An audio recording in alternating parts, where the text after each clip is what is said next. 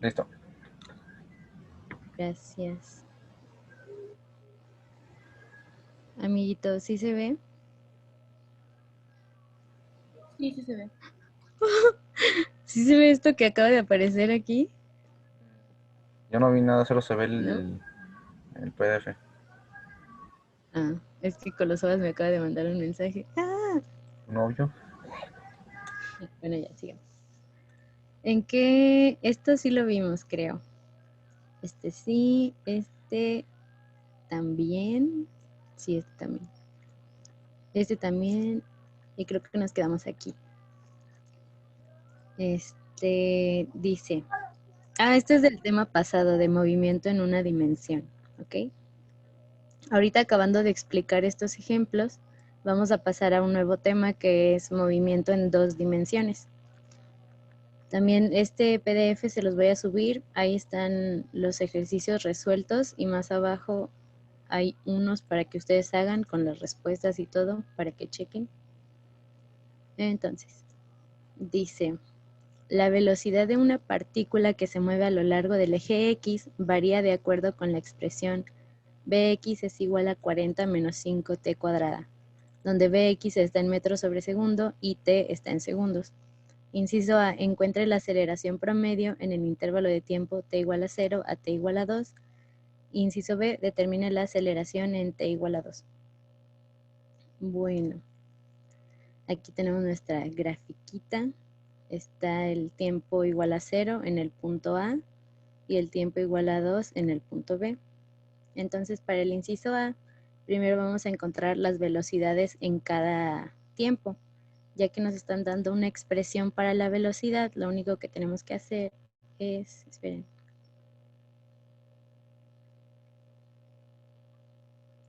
se están uniendo más personas al stream.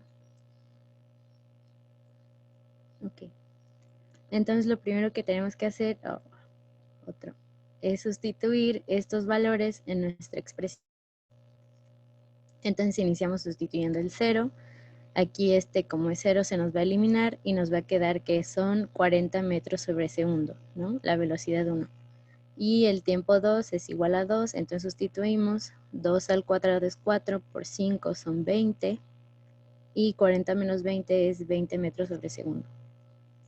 Ahora, para encontrar la aceleración promedio, tenemos nuestra formulita que recordamos que es delta V sobre delta T, que es una diferencia de velocidades entre una diferencia de tiempos. Entonces, ya que tuvimos las velocidades aquí, pues vamos a restarlas. Es la velocidad final menos la inicial. Entonces va a ser 20 menos 40. Y del tiempo final menos el inicial, o sea, 2 menos 0. Aquí está. 20 menos 40 es menos 20. 2 menos 0 es 2.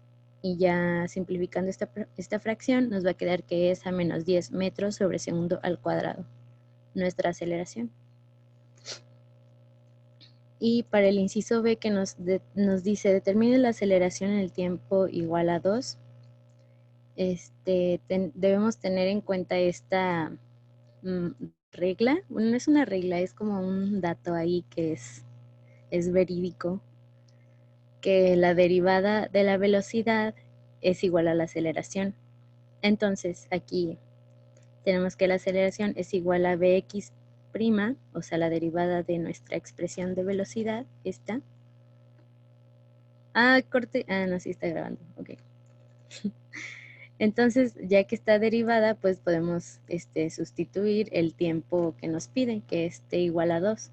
Entonces, para derivar esta expresión, yo supongo que ustedes ya llevaron cálculo diferencial.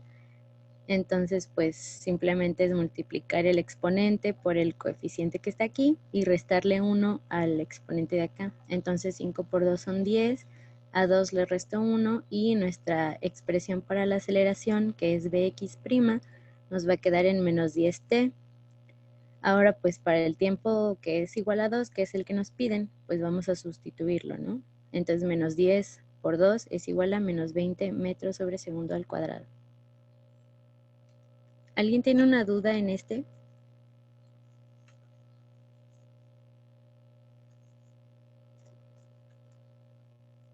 ¿No? No, no, ninguna. Gracias. Bueno. Ok, entonces sigamos. Dice, un automóvil que viaja con una rapidez constante de 45 metros sobre segundo pasa por donde está un patrullero en motocicleta oculto detrás de un anuncio espectacular. Un segundo después de que el automóvil pase el anuncio, el patrullero sale de su escondite para detener al automóvil, que acelera con una razón constante de 3 metros sobre segundo al cuadrado. ¿Cuánto tiempo tarda en dar alcance al automóvil? Bueno, entonces lo que nos está diciendo es que está escondido aquí el patrullero, ¿no? Atrás de este anuncio, el carro pasa y después de un segundo, o sea, ya recorrió una distancia en ese segundo, es cuando el patrullero sale con una aceleración de 3 metros sobre segundo al cuadrado y se encuentran en algún punto que no sabemos cuál es. Entonces, ¿qué nos pide? ¿Cuánto tiempo tarda en dar alcance al automóvil? Ah, bueno. Entonces vamos a hacer dos, ¿cómo se dice? Dos ecuaciones para los dos movimientos, uno para el automóvil y otro para el patrullero. Entonces, para el automóvil, que se mueve en una aceleración constante, la X final o su posición final sería igual a su posición inicial más la velocidad que lleva constante por el tiempo. Aquí en aceleración constante, no es aceleración constante, es velocidad constante. Upsi, ahí luego le corrijo. Y para el patrullero, que se mueve a una aceleración de 3 metros sobre segundo al cuadrado, su posición final va a ser igual a la posición inicial, más la velocidad en x por el tiempo, más un medio de la aceleración en x por el tiempo al cuadrado. Entonces, aquí yo puse una flechita que indica 45 metros, porque nos dice que después de un segundo es cuando empezó a perseguirlo, ¿no?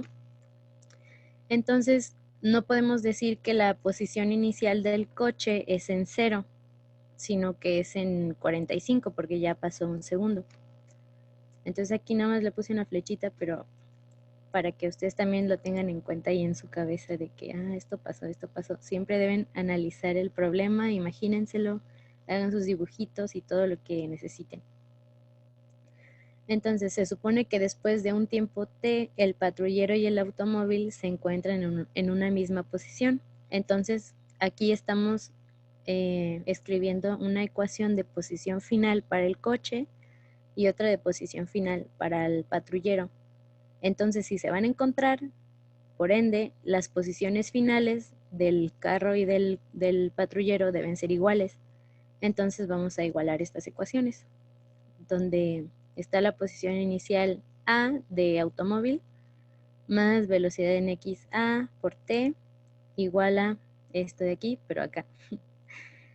Ahora, como el patrullero estaba ahí escondido, parte del reposo, entonces la velocidad inicial del patrullero va a ser 0. Y como vamos a establecer un nuevo sistema de ecuaciones, un sistema, ¿cómo se dice? De coordenadas, por así decirlo. A ver, esperen. Miren, supongamos aquí.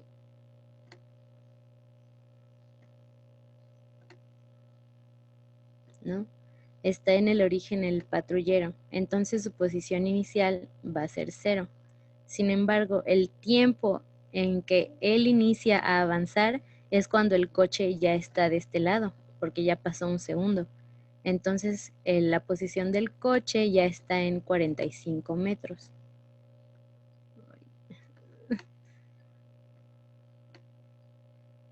Ahí está. ¿Ok? ¿Sí queda claro eso?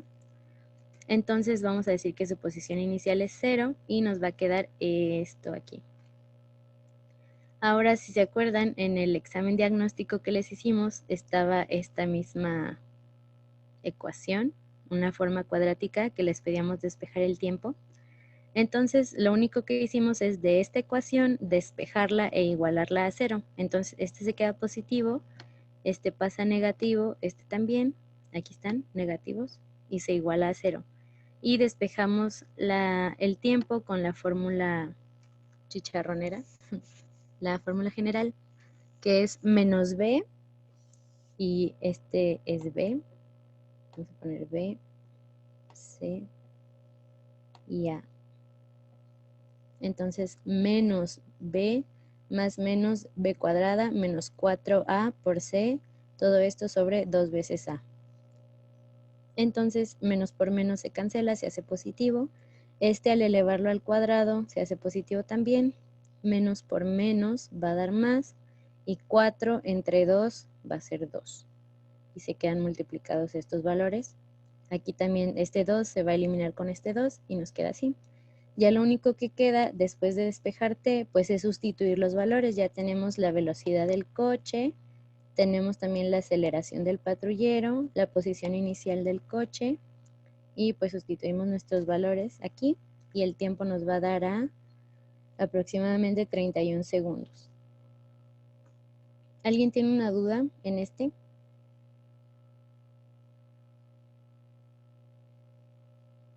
¿No? Bueno. Sigamos entonces.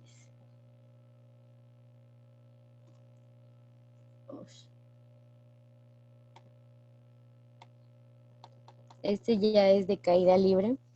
Dice, un balón de fútbol se deja caer desde una ventana y tarda en caer 5 segundos. ¿Desde qué altura cayó? Como es un movimiento en una sola dimensión, ahora nuestras ecuaciones de cinemática, estas las vamos a transformar para el eje de las y, el eje vertical. Entonces, nos da el dato de que el tiempo es de 5 segundos que tarda en caer, y no nos dice que la lanzaron, o sea, se cayó así nomás, entonces la velocidad inicial va a ser 0.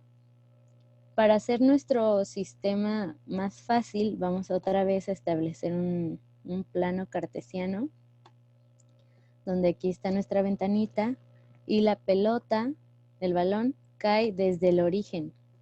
Entonces va a caer hacia acá, ¿no?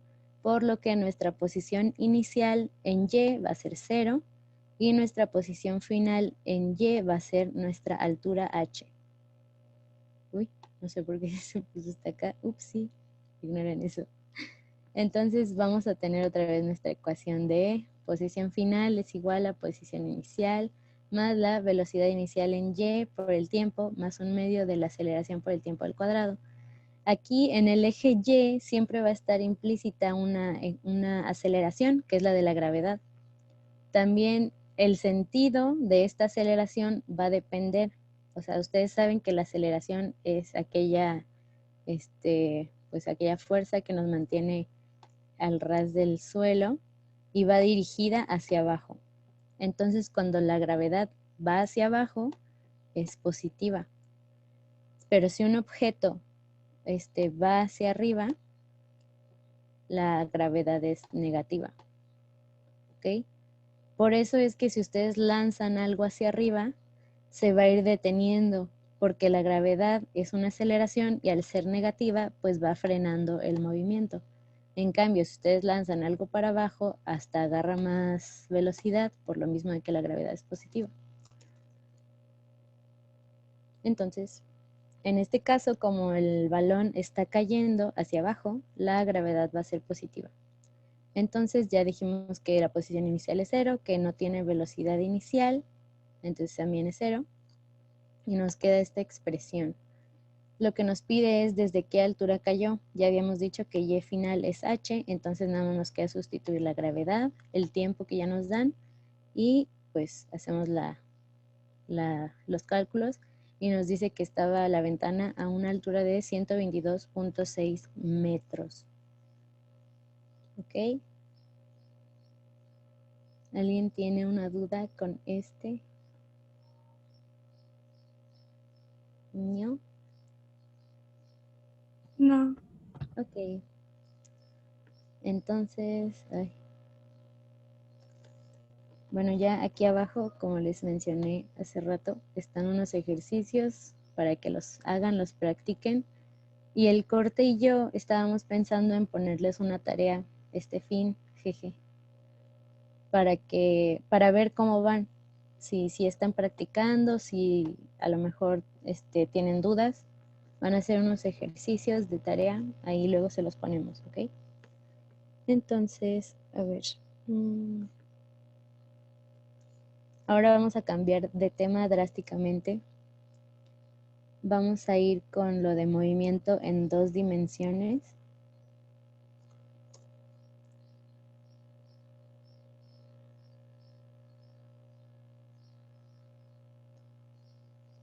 Yo les voy a explicar la teoría, por así decirlo, y el corte les va a explicar unos ejercicios.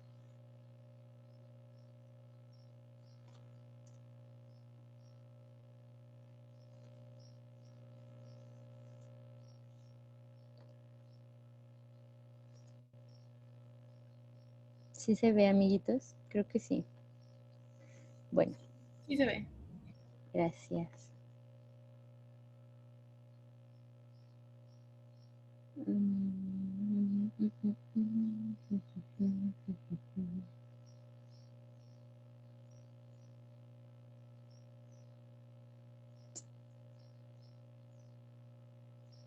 Bueno, aquí.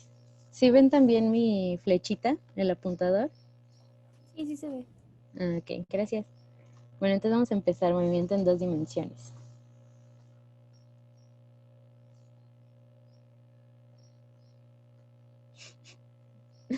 ¿Por qué no avanza? Ok. Entonces, a ver, están varios vectores que tenemos que conocer, que ya anteriormente les explicamos qué es un vector, cómo sacar sus componentes y todo lo que necesitaban saber de los vectores, ya se los explicamos, entonces esto va a ser mucho más fácil. Están los vectores de posición, de velocidad y de aceleración. Primeramente, un vector de posición se escribe de esta forma, como R, y este es, por ejemplo, el vector posición inicial y el vector posición final, que nos está indicando que de este punto nuestra partícula se movió a este punto, siguiendo una trayectoria. Los vectores de posición se dibujan desde el origen del movimiento hasta donde se localice la partícula. Aquí está la posición inicial, posición final, y el vector desplazamiento es este, que ya habíamos dicho que el desplazamiento es un cambio en la posición, entonces pues es de aquí a acá. ¿Ok?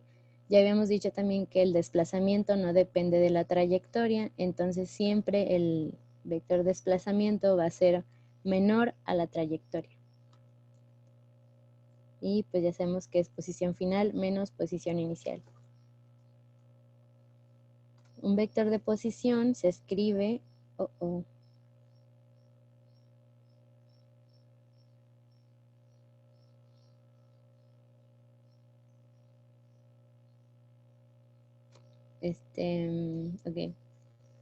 Se escribe con sus componentes ya sea en X o en Y. Y ¿a ustedes también les apareció un mensaje de que ya iba a acabar la reunión? No. Ah, ok. Si de repente se corta, ahorita les mando un link nuevo para entrar, ¿ok? Entonces, ya sabemos que un vector tiene sus componentes en X y en Y, y pues aquí las podemos escribir. También, ¿por qué no cambia?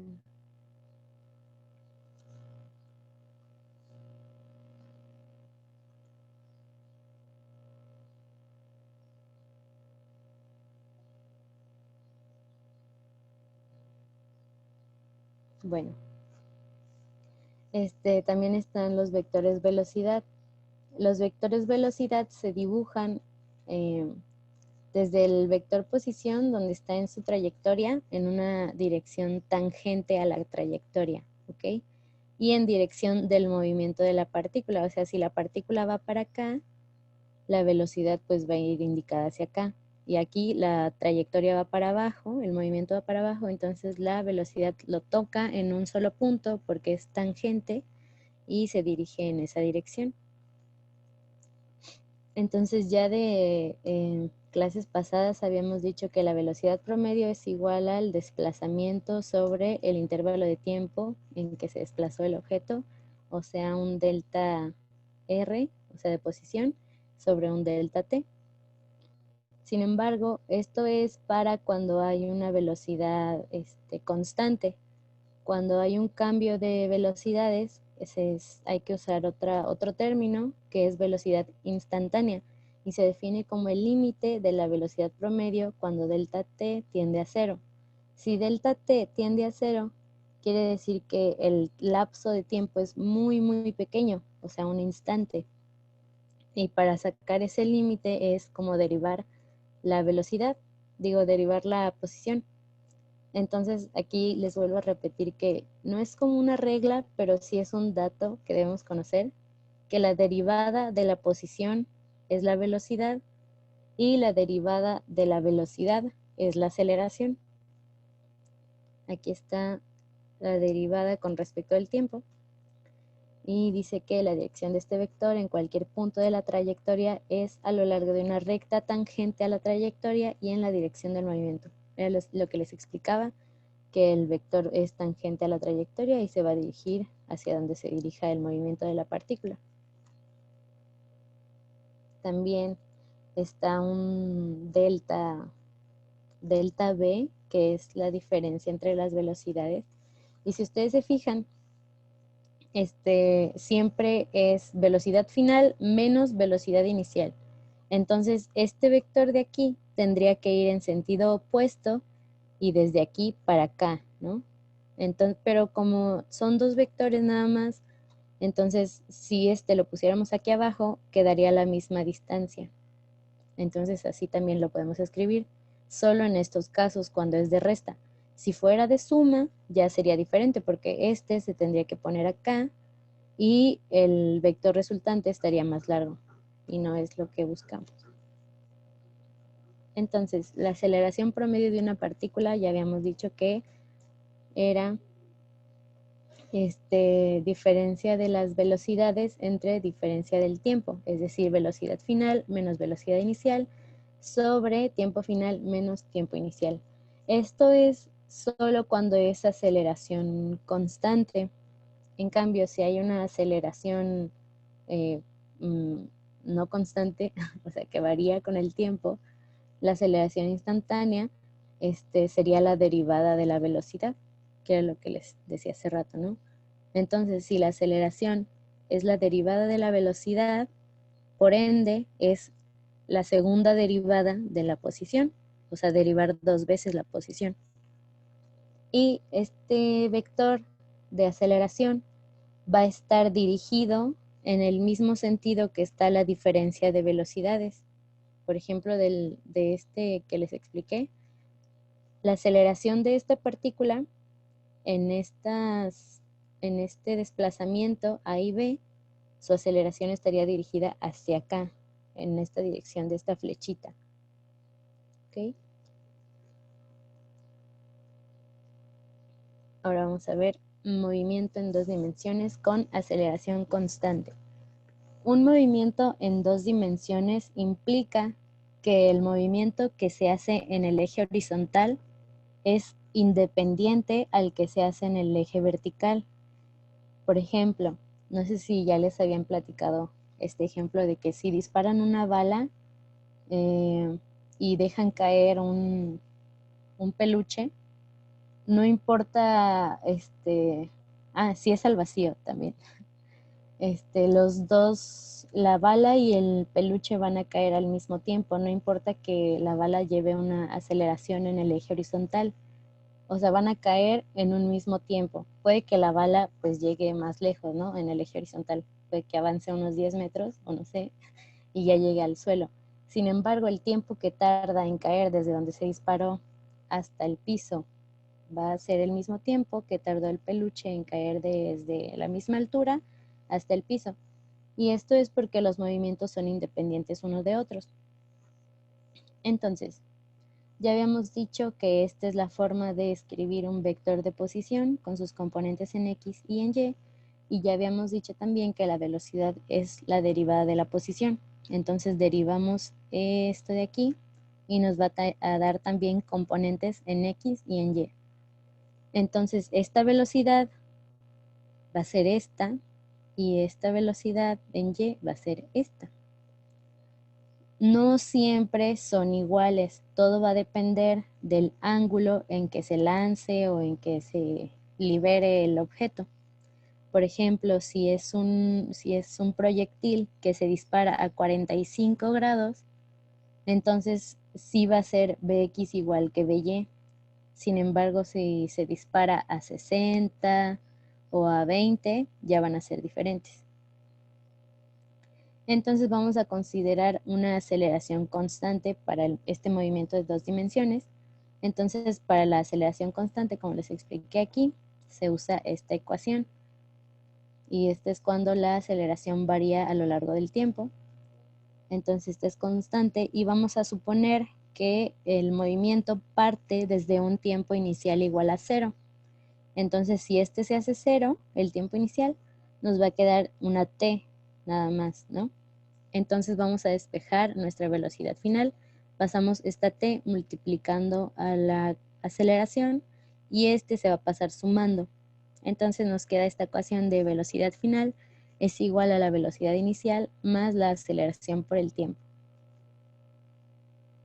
Entonces nos vamos a desglosar dos pares de ecuaciones cinemáticas, una para el eje de las X, que es el horizontal, y otra para el eje de las Y, que es el vertical. Como pueden ver, pues son casi iguales, nada más que pues una es en X, otra es en Y. Y como les dije hace rato, cuando es un movimiento vertical va a estar implícita siempre una aceleración que es la de la gravedad. Todo va a depender en qué dirección sea lanzado el objeto. O sea, si es para arriba, la gravedad va a ser negativa y si es hacia abajo, va a ser positiva. Estas son importantes que las tengan. Ya de rato, si quieren, cuando subamos las diapositivas o si quieren tomar screenshot, háganlo. Queda menos de un minuto, amigos. Yo creo que se va a cortar aquí la presentación. Entonces, vamos a salirnos un rato y ahorita les mando el link nuevo. ¿Ok? Sí, está bien. Gracias. Bye, bye.